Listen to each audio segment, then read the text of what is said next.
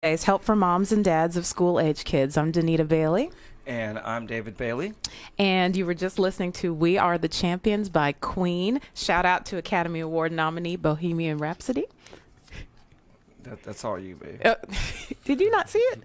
No. Oh, okay. So that was just me? Yeah. Okay. Well, it was really good. You still got to watch it. Okay. Okay. Thanks for supporting me on that, dear. Anytime, babe, anytime. I'm always supporting you. No, that was not support. So today we're talking about student athletes. A report by the Aspen Institute says that 3 out of 4 American households have at least one school-age child participating in youth sports. I know that as parents, having children in sports can require a bit of a balancing act to make everything work, especially regarding academics. So what sports did you play? I know you played a lot of them. Yeah, well, as I said, I played all the non-cheerleading sports. All the sports without cheerleaders? Yeah, so that sounds really sad. Soccer, track, wrestling. No, we did have wrestling sometimes. Like if it was a night game for soccer, we had a cheerleader. Wrestling, we had a cheerleader once in a while. I did tennis. Definitely no cheerleaders. Yeah, I don't think I've ever admitted this publicly, but I also was in a bowling league when I was younger. You just told me that the other day. Yeah. I've known you for 16 years. Hey, well, I can't spell all the beans early on. See, I would have won you even earlier if I would have told you that when we were dating. Yeah. So, but you know, I was a year-round athlete. I played, fall, summer, spring, you name it. Did I say swimming? I did swimming too. Yeah. So, I was busy. But you were an athlete yourself, babe. I was. So I ran track, and I was good at track. And so good that you what? Got a full scholarship, and did not take the full scholarship because I was good at my school. But I don't know that I was going to be competitively good with other people who got full track scholarships. So, yeah, that's kind of sad. But yeah, I know. Yeah, our guests are looking at me like that's pretty sad. I would have taken the scholarship myself. Yeah, I know. But I also played basketball. I was not very good at basketball. Well, you have a very textbook shot, though. I saw your shot last summer. Okay, look, since you don't play, you really cannot She's very complain about shot. my jump shot. What was it, a layup that you were saying that I looked too technical? Yeah, I didn't play street ball. Yeah. But neither did you. No, I was the one that they wouldn't pass the ball to me. I'd be like, and they just pass. Anyway. Okay. So enough about us. Right, exactly. Enough about us. Let's introduce our host. Yes. I mean, our guest today. All right. So I'm going to introduce Chauncey Franks, who is also a good, long-standing friend of mine. He's been with Fellowship of Christian Athletes since July of 2004. He originally started at SMU. Yes, sir. Correct? Yes. Yep. He was over at SMU. I remember we went over there one time when we were dating. Remember that time we talked to the athletes? Remember that? No, I don't. Anyway, all right. Anyway, and then in July 2010, Chauncey began to serve as the TCU FCA charter as the chaplain for the TCU football team, and he's also a character coach. The TCU FCA ministry reaches over 300 TCU coaches and student athletes through weekly Bible studies, pregame chapels, life skills development, mentoring, and discipleship. Chauncey is married to Dr. Danica Franks, and they have 3 children. And in his spare time, you'll find him bass fishing or out searching for new Texas barbecue hot spots. Yes, I've seen him on the sidelines of games, walking back and forth and smacking kids upside the head. And, anyway, I'm just messing. But anyway, Chauncey, we're really glad you're here. Happy to be here. We are. And we also have Garrett Wallow. Yes, ma'am. Garrett is a sophomore and a native of New Orleans and a linebacker for the Texas Christian University Horned Frogs. In high school, he played basketball from freshman to junior year and football all 4 years. His coach wanted him to get faster, so he ran track his senior year. And he was a part of something called the Interact Club, in which they went to less fortunate elementary schools and read to students. And Garrett is a communication major and CRES. I don't know what that is. Crest minor. Crest minor. Okay. What is Crest? Critical race and ethnic studies. Critical what? Critical race and ethnic studies. Oh. And right now I'm actually trying to become a business minor.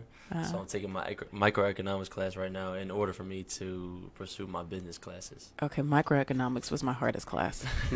It's a little tough. Yeah, it's really tough. I loved it. Well, and I was an econ major, so Right. that was right up my alley. Anyway. Right. He wants to make it into the NFL and open a daycare for less fortunate and possibly a barber shop. That's awesome. Yes, ma'am. So welcome, Garrett. So before we go any further, let me just say that it takes a village. So if you hear a great parenting tip or a nugget of advice, share it with your parent friends. Facebook it, Instagram it, tweet it, link it in, and add the hashtag School Days Show and I Am School Days. And also, we really want you to be a part of the show. So if you have any questions or comments for our guests or for David and I, please give us a call. Our number is 214-431-5062. All right, well, let's jump right in. All right. So this is for both of you. How early did you start playing sports, and what did you play? Have you always played football? Were there other sports that you played? Tell us a little bit about your background and kind of how you came up through the field of sports. Yeah, for me, just growing up in Texas, football is definitely a natural sport. Yeah. But like any kid, summertime you play football, basketball, baseball. Anytime there was any type of ball outside, you were going to play that. So for me, just growing up playing high school football, and then also played college football as well too. Gotcha. Yes, sir. For me, I started playing ball when I was I couldn't even remember. I was probably about 6 years old, maybe. I remember I was playing football games in jean shorts, shoulder pads, and cleats. And that was when I was playing O-line. Like I played every position in the game. Yeah. I played multiple sports when I was younger. I played basketball was honestly one of my favorites. I don't know how, but I was just so good. Like I would shoot from anywhere and just I don't know. I was just very good at basketball, and I played soccer too. Okay. Soccer was actually, I tried it out. I was actually really good too.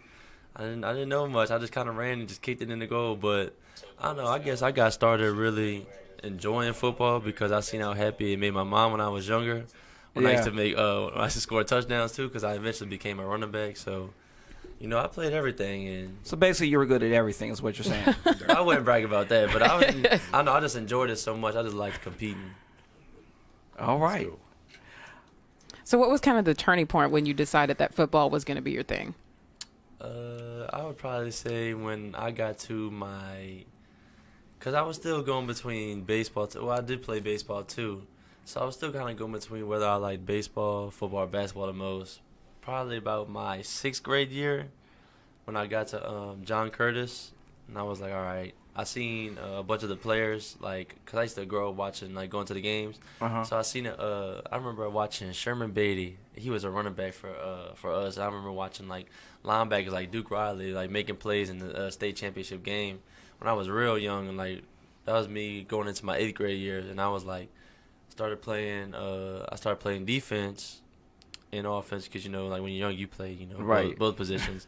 And I really enjoyed hitting people. I enjoyed having fun. So I was like, I could really probably do something with this football game. And I was like, I'm just going to stick with football. And I was like, I'm going to see how things turned out. And, they came out pretty well for me now. Now I'm at TCU playing football. So, I'm glad I made that decision. Yeah.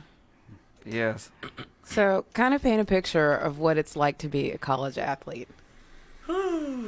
Day in the life. Day in the life of a college athlete. Madness. Man, it's just really just time management. I think that's the biggest thing that I struggled with coming into college. I first got here thinking that it was kind of going to be similar to high school, which I knew there was a difference, but I didn't know academically how I was going to prepare myself.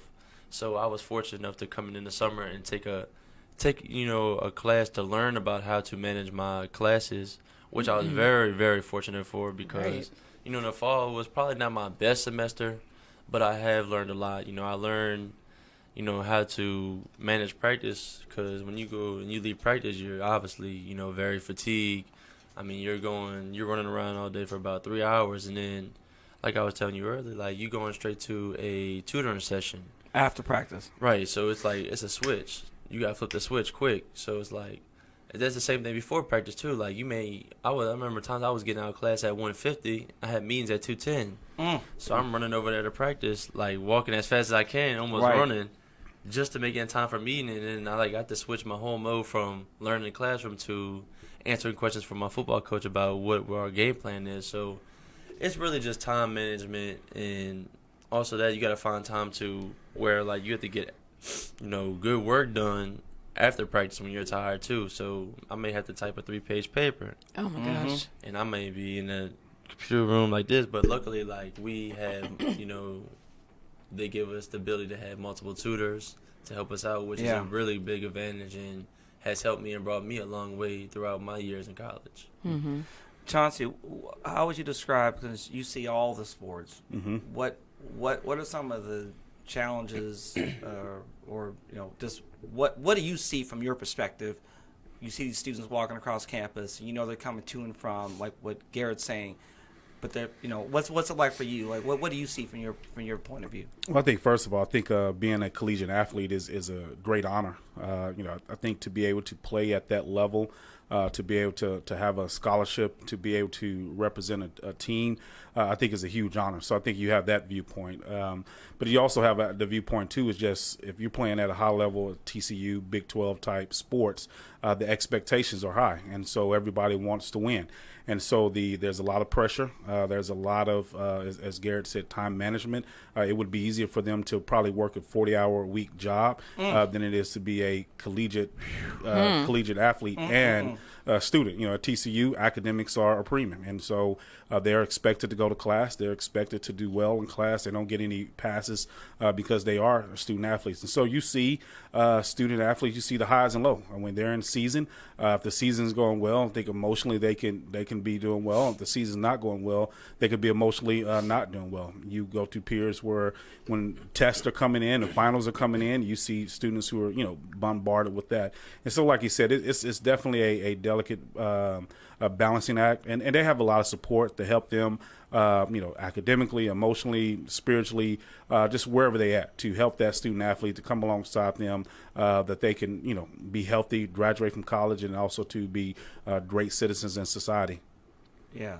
Now, I was mentioning before we were talking how, when I was at Pitt, athletes they always look tired. Just tired.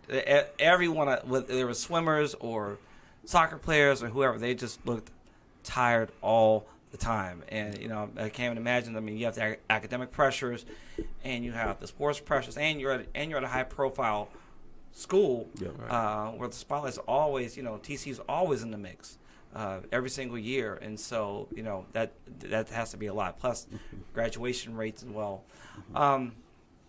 You want to hit up the next question? I always have like at least one or two questions that are not scripted. You can do the All scripted right, one now. How academically, did you feel prepared for the rigors of college coming out of high school? Like when you got there, like how was the transition for you? Take aside the sports, just the academic side of it. Right. TCU is a rigorous school, and so how was it for you making that transition from what you had in high school to when you got to college? Right. So in high school, like I said, my teachers prepared me very well. And what actually was an advantage while I was in high school was that we actually, my teacher started teaching more of like how college teachers would be. So they gave us assignments to where, like, I know what they're doing now is to where, my good friend's mom is a teacher back at the high school that I went to, and she is making her students turn their assignments in online, in which you have to do in college. So it's really kind of growing, giving these students the ability to prepare themselves better. But mostly for me, the difference was in high school, I had teachers who, were on me. You're not turning in your work on time. Well, I always did, but like for students, like they were on them and they gave them second chances. The difference is when you get to college, you're on your own. These teachers, like they're there to teach you. They're not there to babysit you. Right, they don't care. So it's more of like it's on your responsibility, and it's really how you're gonna react. You don't have people on your back saying you gotta do this. So most of the times, like a lot of college students struggle with is like, fine, I finally have some free time. Let me go play the game. Let me go hang out with my friends. But you don't have time to do that. Mm-hmm. You know, like this is more serious. Like you have to get your work done, and you have to get everything done in time. And a lot of things I learned is I had to get my work done ahead of time. Mm-hmm. I can't wait the night before, Right. Because like you really have to have like quality work because these teachers like look for a lot and they grade a lot harder than high school teachers. Mm-hmm. Yeah. Chauncey, what are some of the challenges you see with athletes as a whole coming in, transitioning?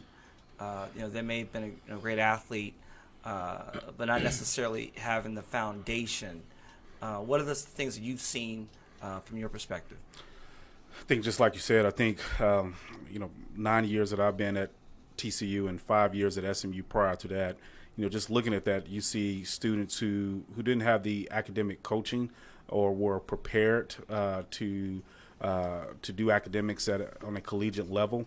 You see the struggle of students who their school system may not have been that strong, and they get to college and their struggle. And you may see students who didn't have a family support, might have been missing a mom or a dad, and so maybe academics wasn't that important in that family, or didn't maybe have the support that it needed to have in that family. And so you get to college, and the expectation requirements don't change, and so you can see students who struggle to adapt with that, and I think also to just adapt to just the time management part of it, because you do now have freedom. There's a lot of freedom as a college student, and you can either make the choice to either go to class or sleep in, or you can make the choice to stay up all night and play video games, or you can study, or you can wait till the last minute and do your assignment, or you can do it a week in advance. And so I think a lot of it is a student's support coming in, and then also too the choices that they make, because there is help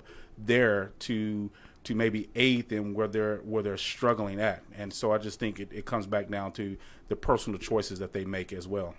And so Garrett, he said there's help for you. So what are some of the resources and things that are available? You said there was a time management class, and are there other things that you use to help you to succeed academically? Right. So on the athletic side of campus, right next to where we work out and everything, we have something called the John Justin Center. So that's a center where all athletes can go, and basically we have academic coaches. So I remember my freshman year, like every day I was up at 8 o'clock, whether it was for class or it was for academic coaching. And then you basically have, academic coaches. They keep you on track for what's coming up and what you have due, which was probably the best thing that has ever happened to me, because, now I've learned to pursue on my own. Like I've learned to know where my assignments are due. I haven't used a coach for about a year, just because I've learned how the system works. They taught me, I came in there early in the morning. I mean, there was some days, I'm not gonna lie, there was some days I came in there and I was like, man, I was sleeping almost. But, they kept me on track, kept me working. It was basically just told me, like, whenever you come in, just get your work done. So, therefore, like, you can have your rest of your free time whenever you do have free time for yourself, which was a big advantage. But, yeah, they have multiple tutors for almost every subject. We have writing specialists. Writing specialists? Writing specialists. So, they'll check over your paper. If you're having trouble with, like, APA format, which is probably, like, a lot of students struggle with, they'll tell you how to do everything, how to cite it correctly and everything. So it's definitely a big advantage, because, I can't tell you how many times I've needed help on my papers. I mean, just my tutors has been a blessing to me. Mm-hmm. That's awesome. Just, like, help guide me, help me, because I'm the type of person, when I write, I just have a lot of ideas. I just have trouble putting it together in a flow. So I have had tutors that guide me, make outlines before I type papers, like teach me new skills, teach me how to study, and it's just been a blessing to me. Do you find that most of your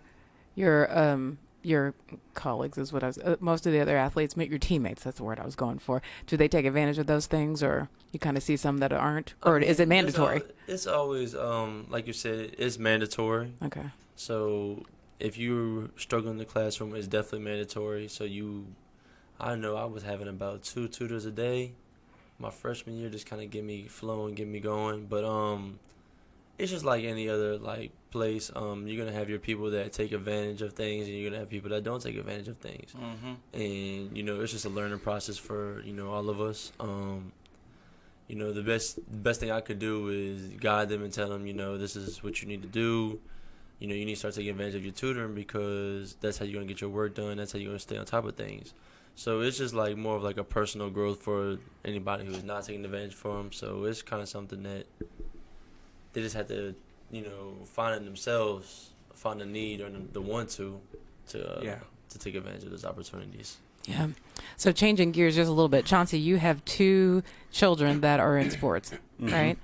One in gymnastics, and what does Eli play? Everything. He's in baseball season right now, but he finished up basketball and football earlier, so he just phases out of one sport to the next. Oh my gosh! So how do you guys manage all that? I know gymnastics takes up a lot of time, and it sounds like so does money.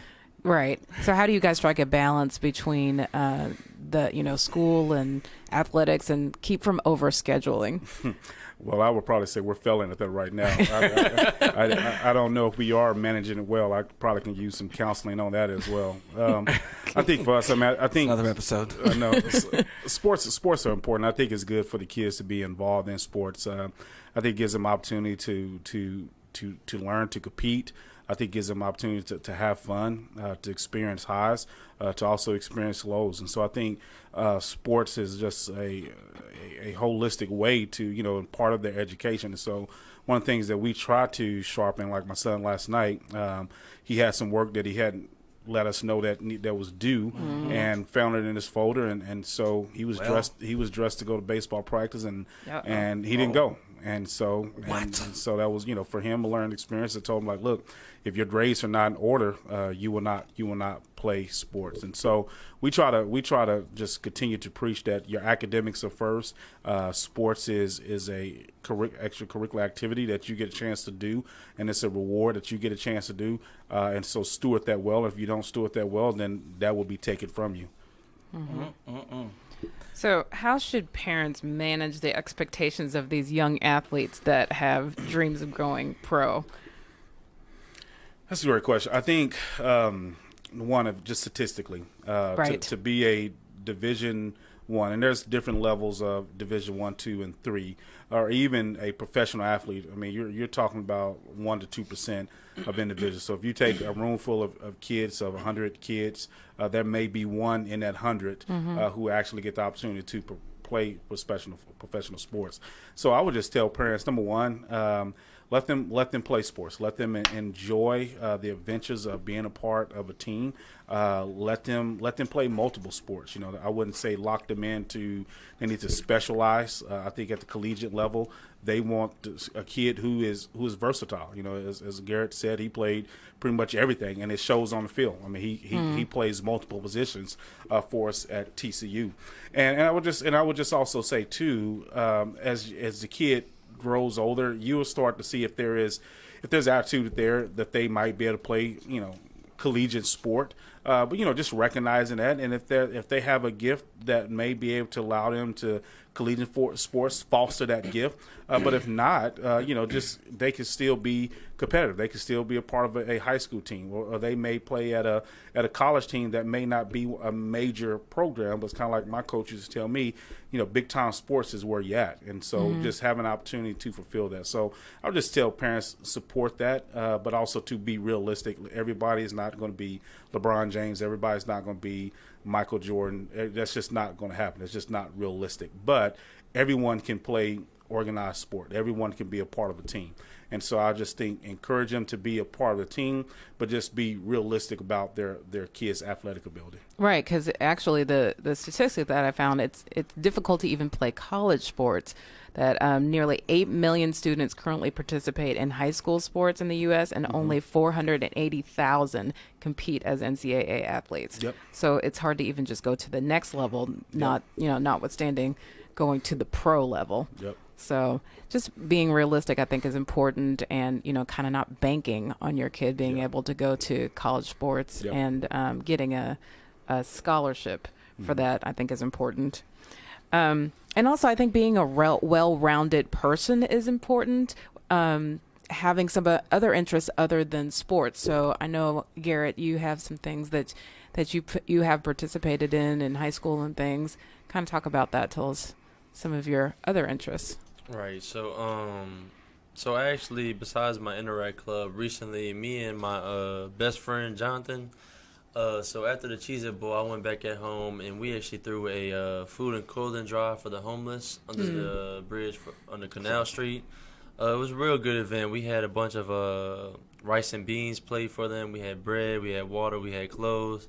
We actually had a pretty good turnout for our first one, but like me and him told each other, we was like, this is the beginning.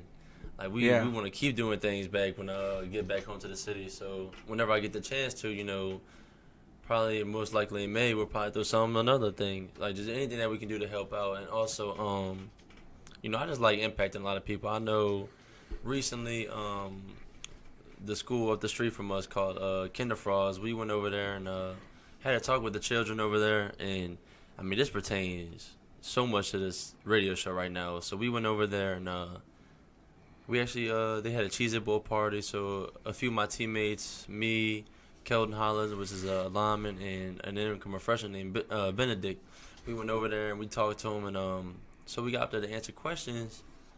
And they, really, they were just like, football, sports, this and that. And, when we were trying to preach to them, we were like, football is nothing unless you have your education. And I was trying to grade this to them like at a young age, because they're kids, they want to know how many tackles you have, how many, but I was like, that's none of that is important unless you have your grades. And I mean, the best question one kid asked me was like, how many times did y'all lose this season? And I was like, I laughed and I said, you always gonna fail. It's really just how you get back up and just keep pushing. And that's why I want to just try to impact those kids as much as I can, and try to let them see like the bigger picture and why they're at school. Because their teachers telling us like a lot of the students play sports, and a lot of have trouble getting their work done because of their sports. And I was telling them like, now you need your grades right, you need your education. I know when I was teaching, I think I shared this a few episodes ago, is I have kids all the time who come up to me and say, Mr. Bailey, I couldn't do your work last night because I had practice. I couldn't do your work last night because I had a tournament this past weekend. And you know what I say to them? Is that my problem? Right. That's cold. And I would say, you're a student athlete. Right. Student athlete, not an athletic student. A student athlete. And I said, you got to get your work done. And if they say, well, I don't have time. Okay, so how did you get to practice? Oh, in my car. So what are you doing in the car while you're going to practice? Sitting there looking out the window. Okay, well, crack open a book. Do my problems. Get the work done. I think a lot of kids struggle with that. And this is for both of you. You right in the thick of it. How do you manage that with your children? You kind of talked about this before, but what would be some other tips you recommend as far as helping parents to manage them staying on top of their work? And for you, if you were to go back and talk to your younger self on this journey of preparing to get to college, what would you say? So I'd love to hear from both of y'all on that. I think the managing part, and I think for us, is just not putting more on your plate than what you can bear as a family. I think you have to look at your family dynamics and see, okay, what is a good, healthy environment for us? I mean, because it's easy to have kids involved in sports year round, but I think you got to ask yourself the question: is it really beneficial? Because right. I think the perception is, okay, if I have my kids in sports year round, then they're going to be a better player. And I would probably argue that. And I think number one, I think you can create a high burnout for the kid and for you. I think two, just their bodies, allowing their bodies to develop and to rest. I think even at the college level, while you see oftentimes so many injuries, and maybe in like sports like baseball, pitching, because those kids have been, practicing year round versus when we were growing up, once baseball season was over with, you went on to the next. You had some break, and then 9 out of 10 times you played football. But now you have so many specialized sports that you can stay in that one particular sport all year long. And so I just think, just asking the question, okay, is this a healthy benefit for my family? Is it worth it? To have your kid going, is it worth the money? Is it worth the gas? Is it worth your own personal sanity? And I think it's nothing wrong with just saying, hey, we're not gonna go year round. I think there's nothing wrong with, I've seen families take a year off, and not feeling like they're gonna fall behind. You're not gonna fall behind. I mean, that kid can still just having fun at the house, practice those skills and enjoyment, but without having the rigorous schedule of being a part of a team. Yeah, Garrett. All right, for me, I would say, depending on if these kids were in the high school level, you have time. And the reason why I say that is because I know from my personal experience, like every time I got home from practice, boom, I was hitting the couch and I was trying to watch a TV show, Right. just to clear my mind. I can't tell you how many times my mom said, "Garrett, get your homework done. Garrett, get your homework done. Get your homework done." Next thing you know, I'm dozing off. Get your homework done. So the next thing you know, I'm waking up early in the morning, trying to rush, get something done before I get to class. So, I mean, the best thing I would say for any like high school athlete, that's going through this process trying to prepare themselves for college is when you get home, you might as well just go ahead and just get on top of it right then and there, because it's not going. If you don't do that, and that's like that time frame, there's a good chance that you're not gonna get it done. Yeah, and time management is key. And I can remember riding on those long bus rides to another city and doing my homework or doing my homework in the stands, waiting for the game to start and whatnot. So there is time if you decide you want to take that time. But I understand wanting to kind of clear your head and relax. Yeah. But time management is key, especially if you are going to go on to the collegiate level. And just like you were saying, and there's so many things that you've got to balance. So you might as well just start now. Yep. I remember growing up, I was pretty good at soccer. I started at the local, community level. Then we moved up to the traveling team. We played across the city. Then I got up to cup level, which is now we're starting to travel out of state. And I was really starting to hit my stride. And to your point, Chauncey, my dad got burned out. By the time I was really starting to get it to go, my dad pretty much said, "I'm done." Yeah. Because he'd been working with me since I was 5 years old, and now I'm 13, 14 or so, getting ready to move on up there. So just to be mindful, for parents, is, this is. I know you want to, support your kids and help them be their very best, but you also have to take care of yourself as well. Yep. And I know my father, he just got to the breaking point. I mean, he wasn't mean about it, but he said, "I can't anymore, and I'm done." And so I moved into the high school playing, but it was a lot. So for parents, it's a lot as well. It's a lot on them. It's a lot. Yeah. What are some of the things that you would say are the best or the most important things as parents we can do to support our student athletes? At a young age, or what age? Any age. I think early age. I just letting the kid have fun. I think that's the most important thing.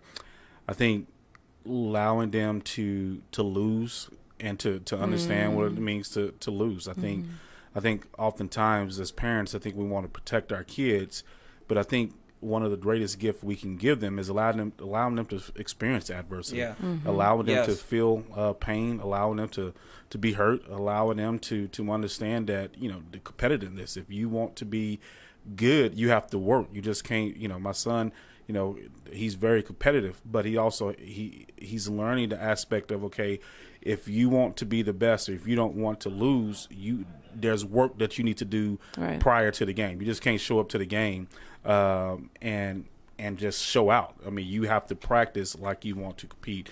And so I would just say, man, allow them to have fun, allowing them to fail, being there. I do think one of the awards of kids playing sports is just watching your kids play. I think especially when they're young. I mean, it's you see the glory of God, just through sports and just seeing that kid and who they are and their personalities just come out through the avenue of sport. And I think for a parent, it's just rewarding to watch your kids to compete. It's rewarding to watch them have success. And so I would say, just physically being there, it says a lot to the kids. And also, too, I think you will see different attributes of your kid that you didn't see if it hadn't been for the tensions and the things that sports brings out of us. Yeah, and I mean, it was so important for me, for my dad to be there. Gosh, I'm almost tearing up. I mean, I can just remember running track, and there's the crowd is cheering, ha! But the only voice I could hear was my dad's. Yep. Go, Danita. The one voice I could hear out of all the people in the stands. And then this other time, I remember at a track meet, it was freezing, and it's nighttime, and my dad had found my friend's strawberry shortcake sleeping bag. And so from head to toe, he was dressed in strawberry shortcake, but he was there. Yeah. That was so important to me, to have that support, and just for them to see me do well. And I mean, that's a big thing for me. But Garrett, what would you say was, is important for support? The biggest thing my mom does for me is she sends me scriptures almost every day. Oh, wow. And she just keeps reminding me how proud she is of me. So that keeps me going. And even when I'm at almost a point where I'm like, man, I don't feel like getting up today. I don't feel like doing any day.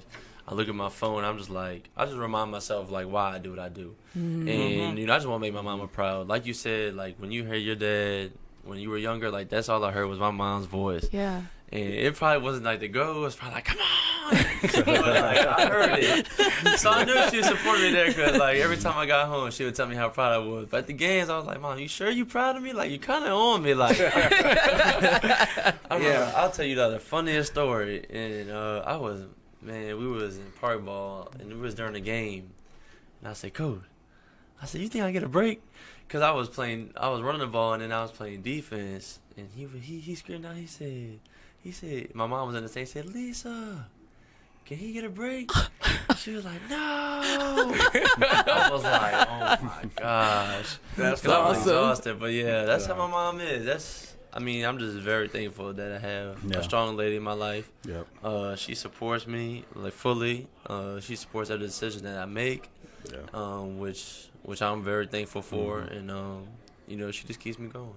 It was big for me when I look back, especially mom and dad, but it was really special, going off to college, and having mom being at the games and cooking home-cooked meals, after the game. And I still have friends today that, how's Mama Melba, that would come over after the games and still remember the meals that we had and the food. And so those moments, are special. So I would say, if your kid gets the opportunity to go and play, collegiate sports, be on that journey with the kid, being there at the games, know how they're doing academically. I think sometimes where I see parents make mistake once their kids get to college is they're not as involved in their academics as they were before. And I don't know how grades, I don't know if they send grades home or how they do that, but a lot of parents don't know how their kids are doing academic. Kid can just tell you, oh, I'm good, it's good, passing, I'm good. Until they come home with the... Until they come home, or if they don't intercept the mail, they may not ever see their kids' grades. So I would say be on the journey, every aspect of,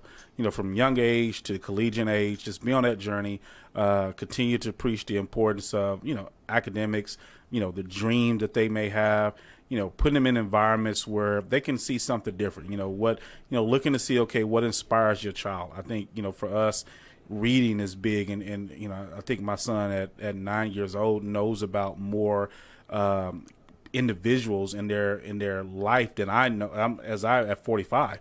And so there's so many just good resources out there. I think it's Who's book that our kids read. I mean, they've learned so many different, love those books. So many different characters that he'll be telling me people and I don't know who you're talking about, but it sounds great. But I'm excited that he's getting the opportunity, to see and learn people's story, and to see their advancement and what they did with their time here on Earth. Mm-hmm.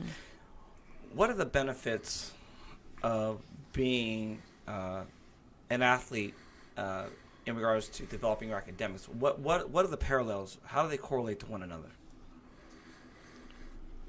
All right, so that's a good question.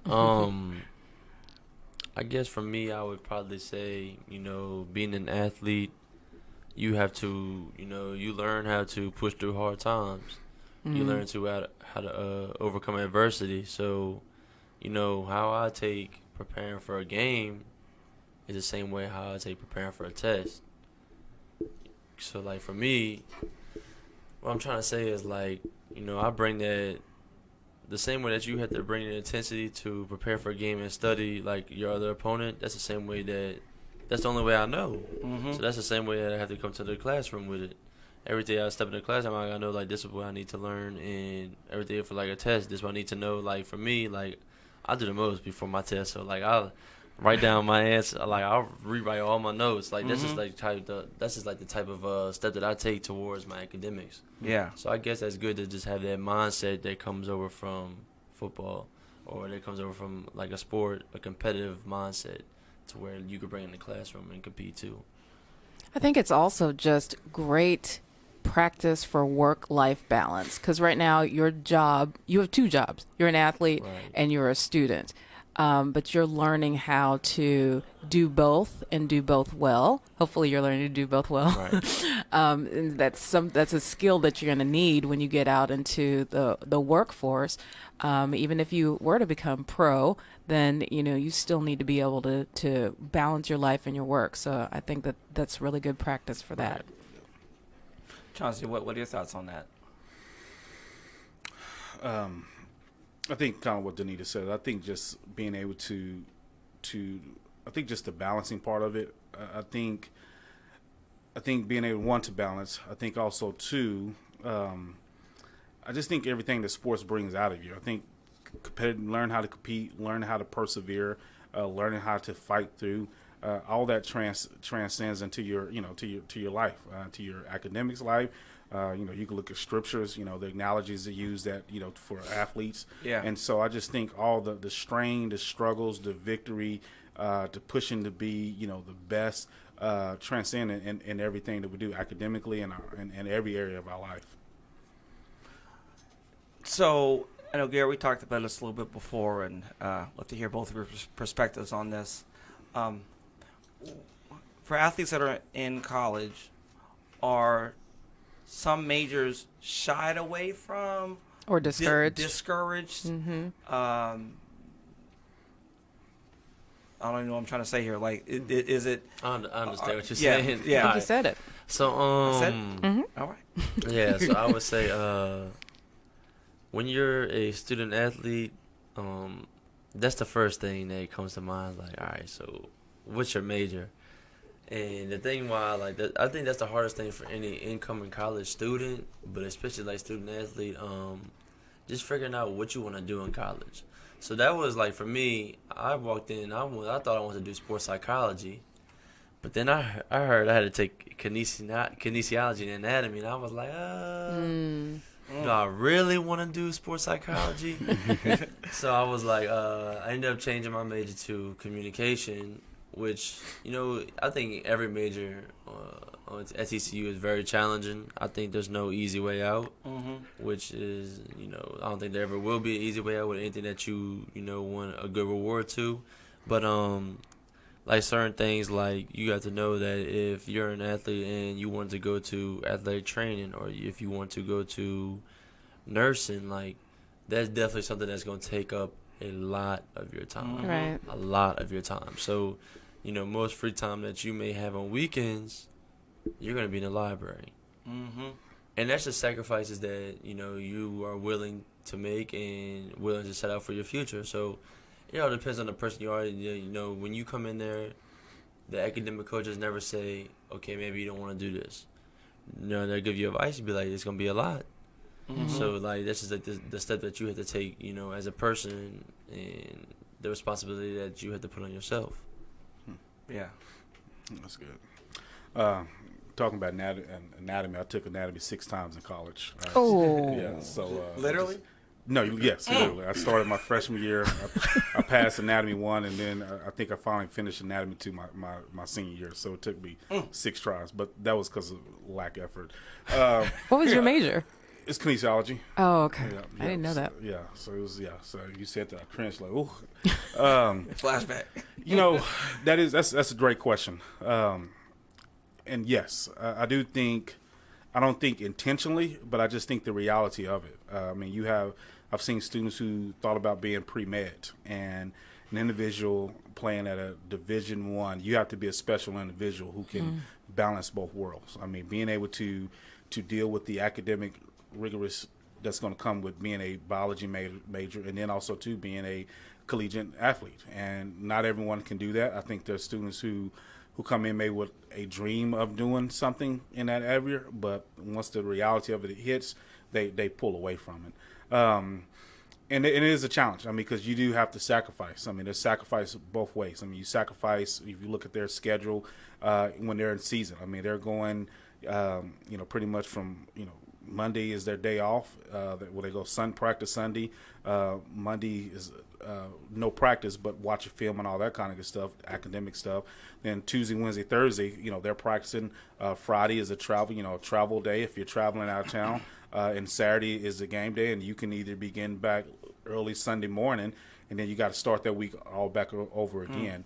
And you're just thinking about that. They're finishing up practice and 6 o'clock in the afternoon, and so got to eat. And so you're looking at about 7 o'clock before they can even, just unwind. And so right after that, they got study hall, and you're just your own personal downtime, and it's just a very small window. And so some majors are more demanding than others. I don't think it's discouraged, but I just think an individual has to be realistic of who they are. Can they handle it? And then also, too, just maybe even having a clear vision of what they want to do beyond college. Because I think sometimes, too, I hear students say, well, I want to be X, Y, Z, but looking at their natural gift set, I'm like, no, that's not a good fit for you. And so I think kind of vetting that out before they get to college as best as you can to kind of help them to see their gift sets and their passion, just make sure those things line up. And then if there's some alternative ways, say, for example, somebody wants to be a biology major, maybe they don't have to take all the hardcore science. Maybe look at, okay, what do I need to take in order to get into med school? All the sciences that you need to take, and then maybe majoring in something else, but taking all the classes that you need to major in to get into medical school, because all those classes you don't necessarily need to get into medical school. You have a core that you need to get into, and so maybe just finding an alternative route to still get to the same goal, but it just may not look traditional, doing the traditional route. And I think just maybe as a parent, having the wisdom of guiding your high school student to know, do you want to pursue this sport? If you want to be like a doctor or something that's going to be very academically rigorous and take up a lot of time, and you might have to help them make that tough decision of, yeah, you're really good in volleyball or whatever, and you probably could get a scholarship, but if you want to be a doctor, and firsthand, Chauncey, having a wife as a doctor and watching her go through undergraduate school and the medical school, it's just it takes up a whole lot of time. So just being able to guide your child and let them know because many of these students are not going to go pro. Like, it's not going to be their final destiny. So you have to really be thinking beyond college and what is going to be your life beyond that. And it can be done. I mean, it's I've seen many students do it. It's just, it's work. And then, like Wallow said, anything in this area is going to be work. I don't care what you're majoring in. Being a college athlete with academics at a school that academics are important, it's going to be work. Absolutely. I know, just adding on to that, like you said, average night was 7. Nah, I didn't. An average night for me was like, I guess before I even started work was around like 9:30, because after practice I would go watch film with my coaches. So, I mean, that was just like a personal choice I did. Yeah. But, like you said, like, it's definitely I think the biggest thing is just the mental aspect from all this. You're just like, maybe one week you don't play as well as you want to. And it's really like you have to shake that off so it doesn't affect you for the next week. Because it could affect you on the field, and it could also affect you in the classroom. Because I remember a bunch of times where I felt like I didn't play as well as I wanted to, and the next day, when maybe I had to get on top of some work, I just wanted to sit in my room and just lay there because I was just upset. So it's more of like a mental asset to just keep pushing. But yeah, man, my nights were on average. I'll go from to about 9:30 at the practice, and then so practice ended around like 6 something. Go grab something to eat real quick, watch film from like 7:15 to 9:30, Oof. and then get started on any work I had to do in the John Justin Center. It closed at 10, so I do whatever I could there until it closed at 10. Now I'll walk over to my dorm.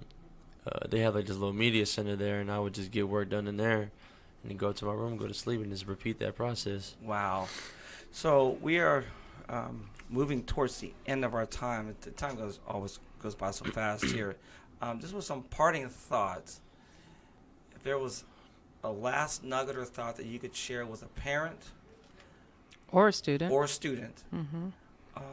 On how to manage this season of their life, what would you share? I'd like to hear from both of you about a minute each.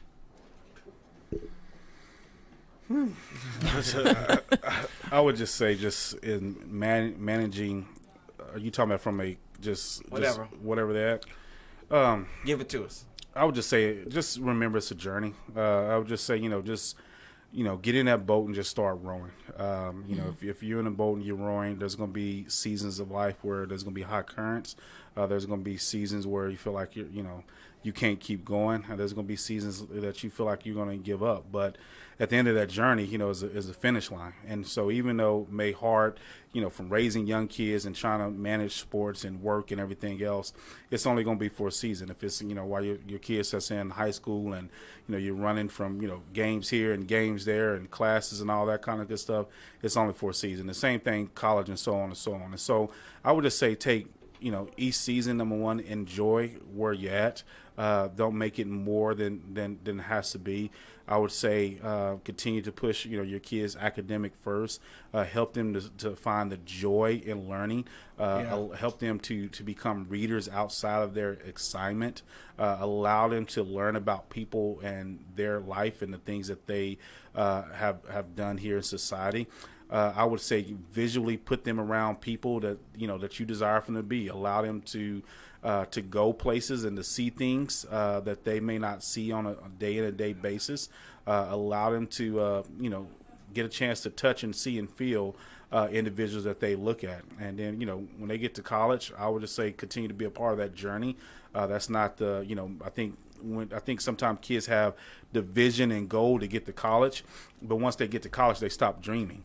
And what I mean by that is they worked hard, and the things that got them there, I see sometimes too, kids stop doing the very things that got them to that place. And so, yes, you achieve that dream. Now you have to okay, what is the next dream? Yeah. But don't forget about the attributes and things that got you to the work ethic that got you to that point. And so, being able to, once you get to college, okay, you've achieved that dream. Now let's go and dream the next dream and the attributes that you take with that. So I would just say, just continue to be a part of that journey. Enjoy it. This thing of life goes quick, and enjoy every season that you have with your kids. That's right.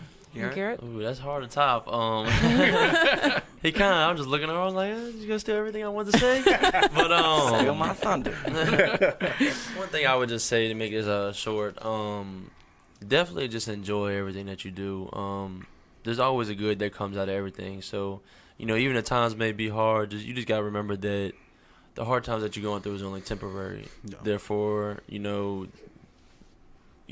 the classroom you're grinding maybe for 4 years, but the rest of your life you have the ability to live healthy with you maybe have the ability to live healthy with a good family.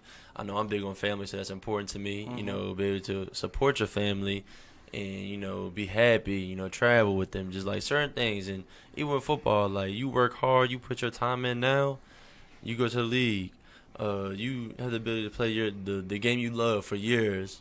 And after that, you could rest when you're done. You know what I'm saying? The average player probably plays about 4 years in the NFL. And, that's like, that's, if you're in the NFL, like, obviously you want to play as long as you can, but you have to understand, like, your body, too. So certain things like that, just, like, I think about just, I might as well just get it in now and rest later than to not take advantage of every opportunity that I have now and then later on regret. Yeah. So I just kind of just like to move forward and just kind of keep my grits behind me and just keep pushing. All right. That's awesome. Well, thank you guys so much. We are out of time. Thank you for joining us and sharing. This is a good talk. I really enjoyed this, and I think this is a lot of good, helpful information for parents. But we always want to let you know what's going on with Noggin. I don't know if anybody else out there has problems with morning routines and evening routines. I know that that's a struggle in the Bailey household. So what we did was we developed a visual schedule that you can download from our website. And it's got 26 images to choose from. And this is going to be for the smaller kids. We've used this for Jonathan and Christina, who are 6 and 8. And eventually they were able to memorize what the schedules are, and we didn't have to use them anymore. And we have had a lot less problems. So you can go to our website, schooldazedshow.com or nogginfoundation.org, and download that for a $10 donation to Noggin Educational Foundation. So, Dave, what's going on with Noggin Educational Coaching? All right. So I'm going to switch it up a little bit in light of what you guys were talking about. On my website, noggineducation.com, there's a free download for it's our daily study checklist. Many times parents wrestle with, or even students wrestle with, what do I do when I come home to make sure that everything is being done in a timely manner, especially in light of being an athlete, or if you're not an athlete, it really doesn't matter. How to set up before you study, how to get your supplies ready, get everything ready and organized, what to do to go through the process of actually studying, not just homework, but actually studying, and then how to wrap it up. So I want to encourage every family who's listening to go to noggineducation.com. And there you will see at the very top the free download for the daily study checklist. And while you're there, check out what else we have to offer there as well. All right, thank you. So on next week's show, we'll talk to Michael Flores, who is a licensed counselor and director of Brighter Possibilities Family Counseling in Fort Worth. And he'll share with us how to help your child cope with trauma and its effects on academics. So we're looking forward to that. And as always, head to our website, schooldazeshow.com, for more information. And remember, you don't ever have to miss a show. You can find us on Spotify, Apple Podcasts, Google Play Music, and Stitcher, and all the other places where you find your podcasts. And don't forget to follow us on Facebook, Instagram, and Twitter at Noggin, like your head, Noggin. Oh my, why are you looking at me when you say that? Well, if they're watching us on Facebook, they can sell. But it's at Noggin Foundation. And we always want to end our shows by saying that we are parenting by grace. We depend on God to give us the wisdom and the strength we need to raise our kids into flourishing adults. And if you would like to know more about that, please feel free to email us at info@schooldazedshow.com. Have a great week.